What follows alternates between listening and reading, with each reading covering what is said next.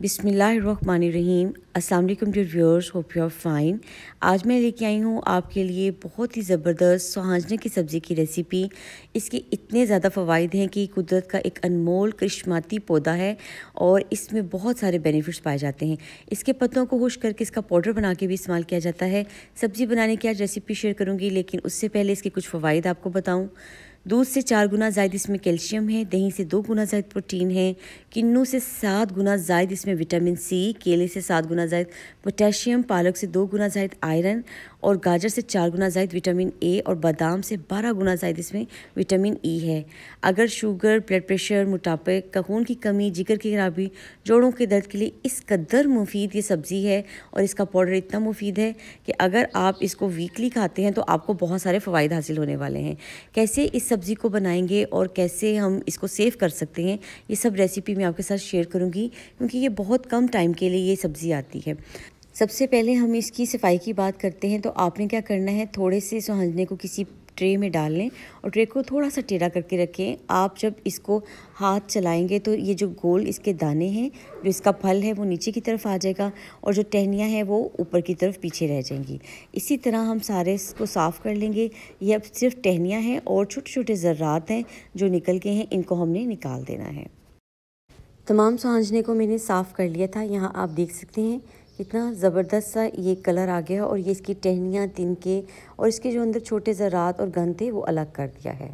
अब बारी आती है इसको धोने की। किसी भी खुले बर्तन में डाल के आपने इसमें खुला पानी डालना है।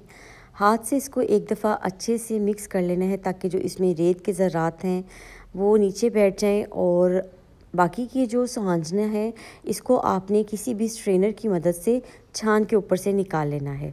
कभी भी आपने इसको इसी तरह टोकरी में डाल के उल्टा नहीं देना, वरना जो मिट्टी के ज़रात हैं वो दोबारा इसके अंदर मिक्स हो जाएंगे।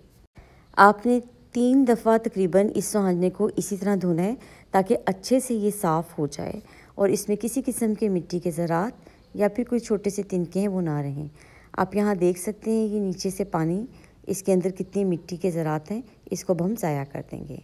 जब तमाम सुहांजने को धो लेंगे तो उबलते हुए पानी में आपने इसको डाल देना है और डालने के बाद आपने इसको उबाल आने तक पकाना है। एक आध दफ़ा आपने इसको चम्मच चला के मिक्स कर लेना है और बस इस तरह ही इसको पकाते जाना है। जब इसमें उबाल आ जाएगा तो 5 मिनट के लिए आपने इसको उबलते हुए पानी के साथ पकाना है और उसके बाद फिर से हम इसको स्ट्रेन कर लेंगे।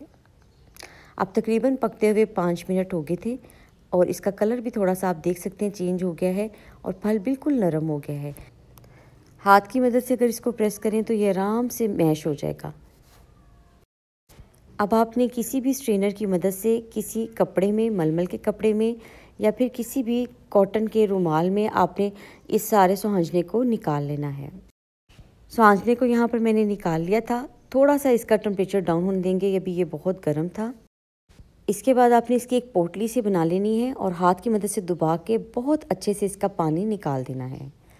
बस ये छोटा सा प्रोसेस है इसकी सफाई का, लेकिन ये इतनी कारआमद सब्ज़ी है कि अगर आप इसको बना लेते हैं और इस स्टेप तक आप प्रोसेस कर लेते हैं तो इस टाइम पर आप इसको आराम से फ्रीज़ कर सकते हैं। रूम टेम्परेचर पे आने दें और उसके बाद आप इसको फ्रीज़ करके रख लें। फिर जब चाहें आप निकालें और सब्ज़ी बनाएं। यहाँ पर मैंने गोश्त लिया है। गोश्त में इसका जायका बहुत अच्छा बनता है। आप वैसे मसाला तैयार करके भी इसको बना के खा सकते हैं, क्योंकि इस सब्ज़ी में इस कदर फ़वाइद हैं कि ये किसी भी गोश्त के बगैर भी उतना ही फ़ायदा देगी। प्याज, टमाटर इसमें शामिल करेंगे, लहसुन अदरक का पेस्ट डालेंगे, ज़ीरा, धनिया पाउडर, सुरख मिर्च, हल्दी, नमक और थोड़ी सी अजवाइन डालेंगे। थोड़ा सा इसमें हम घी शामिल करेंगे और जिस तरह गोश्त की भुनाई करते हैं इस तरह इसको पकाने के लिए रख देंगे, लेकिन यहाँ पर इसमें थोड़ा पानी शामिल करेंगे और इसको लगा देंगे प्रेशर। ताज़ा गोश्त बहुत जल्दी गल जाता है, अगर फ्रीज़र में रखा हो तो उसको थोड़ा सा टाइम ज़्यादा लगता है। यहाँ पर मैंने 15 मिनट का प्रेशर लगाया था। गोश्त बहुत अच्छे से कुक हो गया था, नरम हो गया था। अब कर लेते हैं इसकी भुनाई। इसके लिए मैंने इसको एक कढ़ाई में निकाल लिया है। जब गोश्त की भुनाई हो जाएगी आप नमक मिर्च चख सकते हैं, अपने जायके के मुताबिक आप इसमें मसाले जात शामिल कर सकते हैं। गोश्त की भुनाई हो गई थी, घी अलग हो गया था। अब हम इसमें डाल देंगे सुहांजना, जिसको हमने बॉईल करने के बाद अच्छे से निचोड़ लिया था। अब इसकी करेंगे इसके साथ पकाई और 2 मिनट के लिए इसको गोश्त के साथ मिक्स कर लेंगे बहुत अच्छे से। और इसमें शामिल कर देंगे 750 ग्राम के करीब अच्छी तरह से फेंटा हुआ दही, और दही के साथ इसको मिक्स करेंगे। जब ये दही के पानी में पकना शुरू हो जाएगा तो इसमें 3 से 4 सब्ज़ मिर्चें डालें, कवर करें और इसको 15 मिनट के लिए आप रख दें। 15 मिनट के बाद आप देख सकते हैं, ये मैंने दरमियानी आंच पे रखा था कि इसने दही ने अपना पानी छोड़ दिया है। थोड़ा सा पानी रह गया है, बाकी तकरीबन खुश्क हो गया है। इस तमाम पानी को भी खुश्क करेंगे और इसकी कर लेंगे अच्छी सी भुनाई। नमक थोड़ा सा कम लग रहा था तो वो मैंने इसमें शामिल कर लिया है। अब तकरीबन इसकी भुनाई भी बहुत अच्छे से हो गई हुई है। इसकी बहुत ज़बरदस्त सी खुशबू भी आ रही थी और इसका जायका भी बहुत बेहतरीन बना था।